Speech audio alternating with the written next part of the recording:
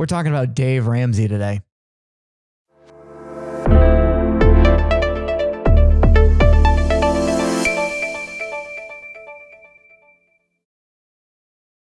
Dave. Everybody's favorite tough-talking, no-nonsense financial guru who on occasion likes to bring up the subject of whole life insurance. And unless you're really, really new to Dave's brand of financial advice, you probably know he's not a big fan of whole life insurance. But he recently took the issue on when a young caller who's a relatively new agent called in to find out what's wrong with his approach of selling whole life insurance to hardworking Americans who, on average, save a very little amount by the time they get to retirement. Dave begins by explaining to him that really the problem with his approach is simply one of miscalculation, shall we say. Check this out.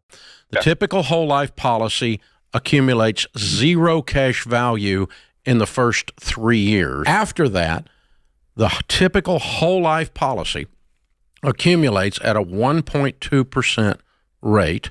Some of them go as high as 3 or 4%. I'm not really sure where the typical whole life results Dave is referencing come from, and he certainly doesn't leave any citation for the source of this information, so it's anybody's guess where he's getting it. But I've been in the life insurance business for a long time now, and I am very familiar with whole life policies that have zero cash value in the first year that they're put in force. But 3 years? 3 years is a long time. I'm not saying there aren't any whole life policies that wouldn't have zero cash value after 3 years, but they're quite rare and they're used for extremely specific circumstances. A savings plan would not be one of them. So the really unfortunate thing here is that both Dave and his caller really made love to Rover on calling out the fact that this would be a misapplication of whole life insurance product. If you're looking to purchase or you're looking to sell whole life insurance to someone for the purpose of saving for retirement, a whole life policy that has zero cash value for 3 years is absolutely in the list of bad whole life products for that purpose. It's not an indictment on whole life insurance as an option as a savings plan. It's an indictment on having a very improper approach to setting somebody up with a whole life policy for this purpose. Now, on top of that, Dave's suggestion that, kind of there are some policies that might do 3 to 4% is brought up kind of in the context that this is, I guess, bad. I don't know why 4% is necessarily a bad thing.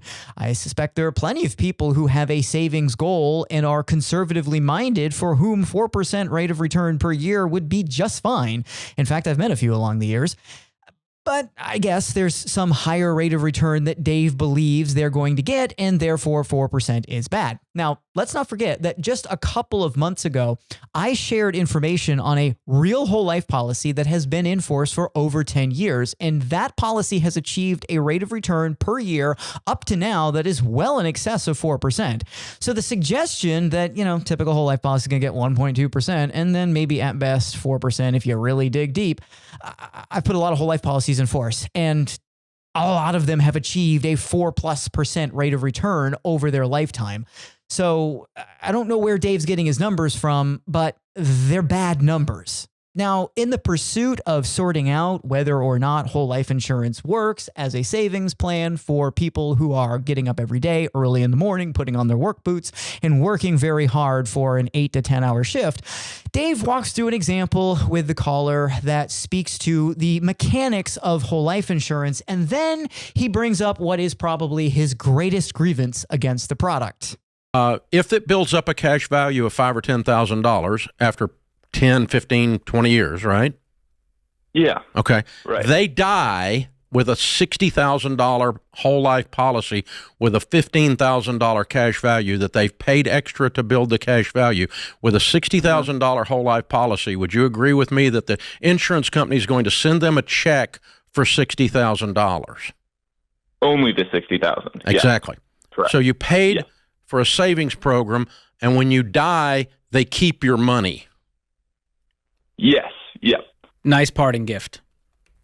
That's why we think it sucks, man. I paid extra beyond term to get to get a whole life policy that has a savings program in it, and my savings program, when I die, doesn't go to my family. It goes to the insurance company. Okay, look, what Dave is saying is technically correct, but practically, when we put whole life policies in force, what he's talking about happening doesn't actually unfold in the fashion that he's talking about.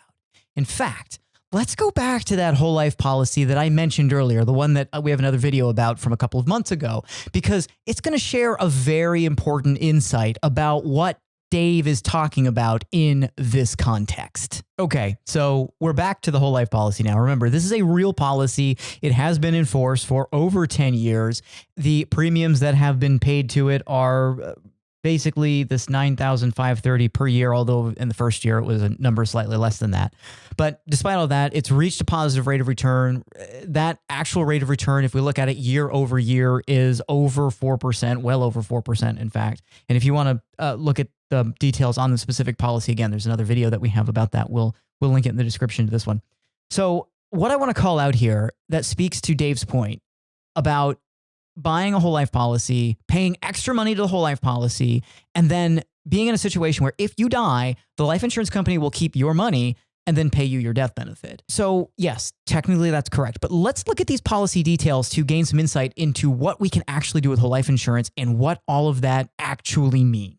So first, I want to point out right here, the current death benefit. This is the death benefit that the policy had at inception. I'm going to round up and just refer to it as $400,000 because it's a lot easier than trying to say all of the numbers that are involved here. So $400,000 death benefit on this policy at inception. I'll call your attention to the fact that right now in the current policy year, cash value is, again, we'll round up $160,000 outstanding on the policy. I'll also call your attention to the fact that the death benefit on this policy, round up again, $990,000. That's what outstanding on this. So remember, $400,000 of initial death benefit. Right now, $160,000 of cash value, but $990-ish almost $1,000 death benefit outstanding. Okay, got all that? Good. All right. So I'm a product of the public education system, but the schools that I went to taught me that $400,000 plus $160,000 is less than $990,000. So technically speaking, yes, the insurance company keeps the money, the cash value that has accumulated in the whole life policy. But let's not overlook the fact that there is more money in death benefit, a lot more money in death benefit on that policy that I just shared with you than there is initial death benefit plus cash value.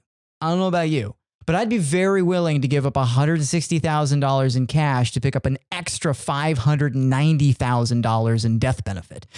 When you look at it in that context, this doesn't seem all that bad. So yes, the insurance company, they can keep the cash if they're willing to give me a lot more money in death benefit. Sounds like a pretty good deal to me. I don't think it sucks, to quote Dave Ramsey. Despite Dave's walkthrough example of keeping your cash and paying you the death benefit, the caller then kind of presses Dave on the fact that, yeah, but there's still a very small amount of money that most of my typical clients are likely to save by the time they reach retirement. So if whole life insurance can get them to a place where they'll at least have more money than the average person like them is going to save, what is so wrong about this? And Dave then doubles down on his assertion that there's a math problem afoot, and he shares the following insight with our young agent. The only thing that I will say, I think a problem that it is helping is that people do only retire with about $5,000 in their bank account. Well, So that's because they bought this crap. They didn't have any money to invest because they gave it to you. If you put the $95 in a Roth IRA, they would retire millionaires. Why don't they use the money to invest wisely? And if I showed them an investment calculator and I put the same amount in there, they would be flabbergasted and they would be running far away from this product. If I bought term life insurance and wasted all that money for my whole life and ended up a multimillionaire as opposed to an insurance company keeping my savings that I paid for, I don't think anybody's going to be mad about that, Elliot. Okay, let me fill you on a few details that we didn't include in the clip. So throughout this conversation with the caller, Dave brought up the fact that, hey, if you're setting somebody up with a whole life policy, that has a $100 per month premium. The death benefit that you could get with that whole life policy, you could buy term life insurance in the same death benefit amount for roughly $5 a month, which Dave is pretty much correct about, which leaves you $95 left over. And Dave, of course, does not hesitate to capitalize on a moment of highlighting the virtues of buy term and invest the difference. So Dave's suggestion is that if you take that $95 that's left over after you pay your $5 term premium and put it into a Roth IRA, you will have millions by the time you retire, which sounds awfully incredible. And I'm sure there's a number of people who would hear that and say, well, then to hell with whole life insurance. I want to be a millionaire. But we need to back up and we need to look at this much more astutely and figure out what are the odds of actually becoming a millionaire if you take this difference and invest it in a Roth IRA. We can run those numbers and we can figure out what we would need as far as year over year rate of return to arrive at $1 million balance once somebody gets to retirement. The particular example that Dave and the caller were using was somebody who was 30 years old. So we'll give them 35 years to retire. That would make them 65. That's pretty average in America. And for the sake of simplicity in terms of my calculation, I'm going to take the $95 a month and I'm just going to annualize it. So that's $1,140 per year. That gives Dave a little bit of an advantage in terms of the rate of return we'll need to arrive at this $1 million balance, but we'll give Dave the benefit of the doubt here or we'll throw Dave a little bit of a softball in this and give him that advantage. It's not that important. In order to arrive at $1 million with $1,140 saved per year for 35 years, we're going to need an annual rate of return. So that means a rate of return each and every single year from year 1 to 35 of 14.42%.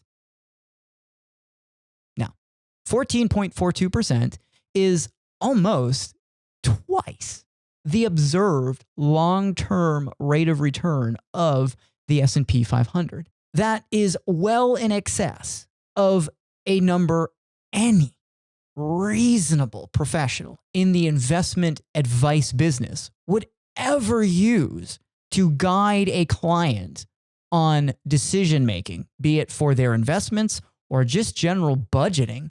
No one in their right mind is going to tell a prospective client or just anybody on the street that 14.42% is a reasonable number to expect as a rate of return on whatever you choose to invest in the market inside your Roth IRA. Now, I do know that Dave's a pretty big fan of managed mutual funds. He's not a big advocate of indexed investing, and the rate of return that he has assumed inside those managed funds is a bit lofty. In fact, it's a number he's been criticized quite a bit in the past, even on his own show. He likes to use the number 12% being the typical rate of return one might expect to get on their managed mutual funds.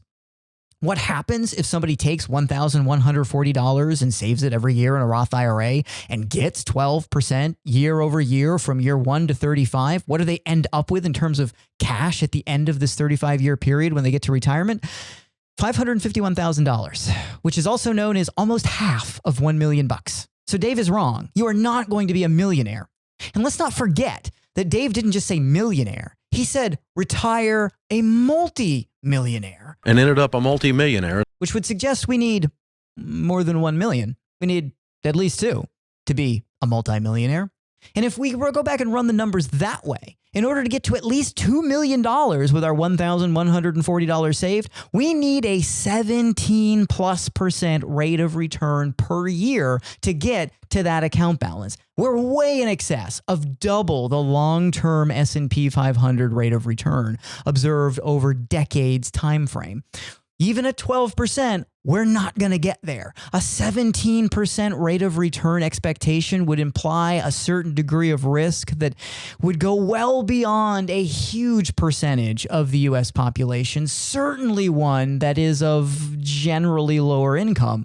So Dave is completely nuts here. His math is woefully fuzzy, and it's just mind-boggling that he would malign whole life insurance as inaccurately as he does and make such fanciful, grandiose statements like you could take the money and put it in a Roth IRA and become a millionaire. That is flatly untrue. But on top of all of this, I want to remind everybody out there listening to this video that there are different objectives involved with investment strategy. And not every asset that you own is one that you're aiming for the moon with. There are times people do ratchet down risk profile for an array of different reasons that we don't really need to litigate today. But do keep in mind that risk is a real thing when it comes to retirement preparedness. And this affects everybody of all different socioeconomic strata. And this risk is something that is very difficult to diversify out of, because the one thing you can't control about the market is the timing of various events. And that is what will dramatically change your actual results when it comes to being an investor trying to build a retirement nest egg. The best way to hedge against the fact that you have zero control over when the good years and when the bad years are going to happen is to select some portion of your investment savings, your retirement savings, in something that is low volatility. Whole life insurance is by no means the only option. It just happens to be a really good one. Now, I do want to address the fact that I by no means wish to suggest that whole life insurance is going to beat the stock market. That's not what this is about. That's never been what this is about. And I do realize that there are times Dave kind of confuses those two things to suggest that you don't want whole life insurance because you want all your money to just be in the market. Again, the risk of bad years creates a circumstance where a run of really good performance years could create a wildly different result for you when a bad year arrives. Now, Dave's made a lot of money with his radio program. He can totally weather a bad market storm. But unless you got an extra couple $10 million lying around from some project you did on the radio at some point, I don't think Dave's advice to just put all your money in the market and avoid all the other assets that people commonly use every single day to hedge risk is necessarily a good idea.